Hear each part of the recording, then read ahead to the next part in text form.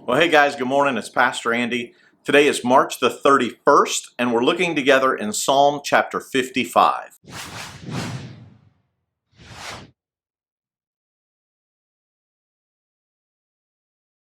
Psalm 55 is very applicable to what we're going through today. I'd like to read some of it to you starting in verse 1. Psalm 55:1.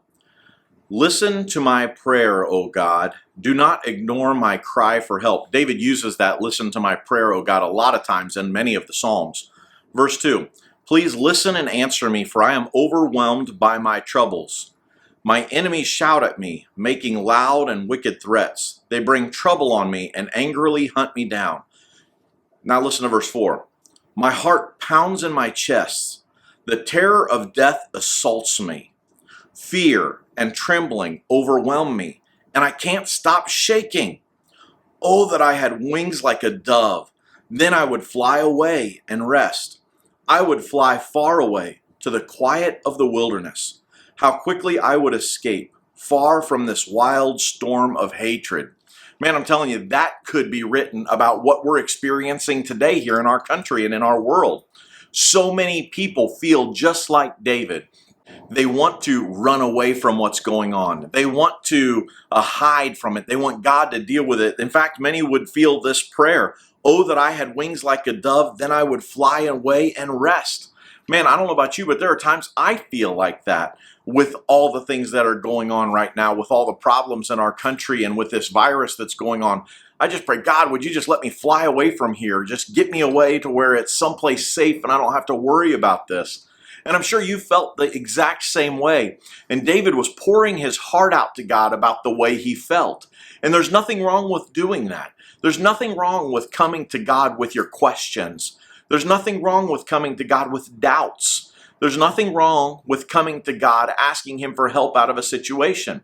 As long as we're coming to God, it's okay to have questions, doubts, and have trouble with what's going on in life. As long as you're bringing it before God, He wants us to bring Him all of those things. And that's what David did here. And David goes through this whole experience. Now, in David's life, this is talking about the rebellion that he was experiencing with his son Absalom.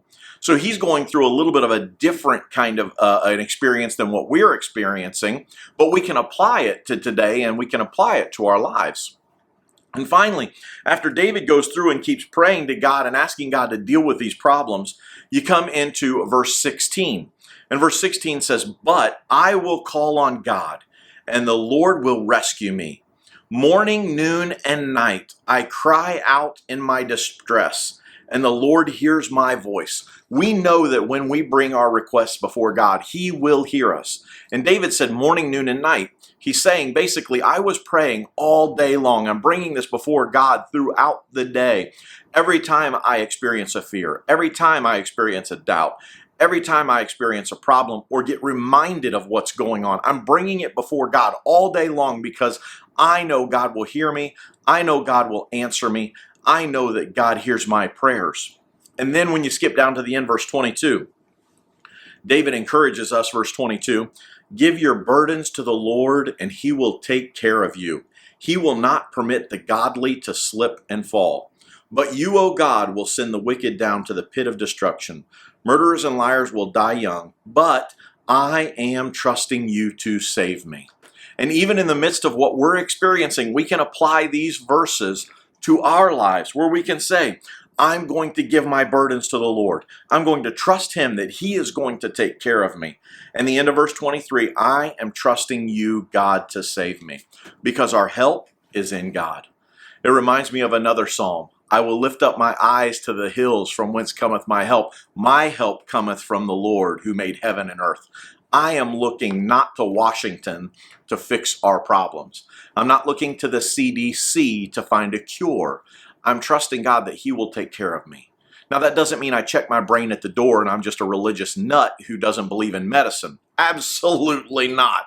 I believe in medicine. God gave us smart people to develop things, and we should get, and when we're sick, we take medicine. I'm for that. When I get sick, man, I want to feel better. But what I'm saying is, my total faith and rest is not in people. It's in God. And I know God has a reason for allowing this. God is pushing us as Christians out of our comfort zone So I want us today to remember God, to put our faith in Him because He is the one who will deliver us. I encourage you to read this psalm, get into God's Word today. I'll see you tomorrow. God bless you.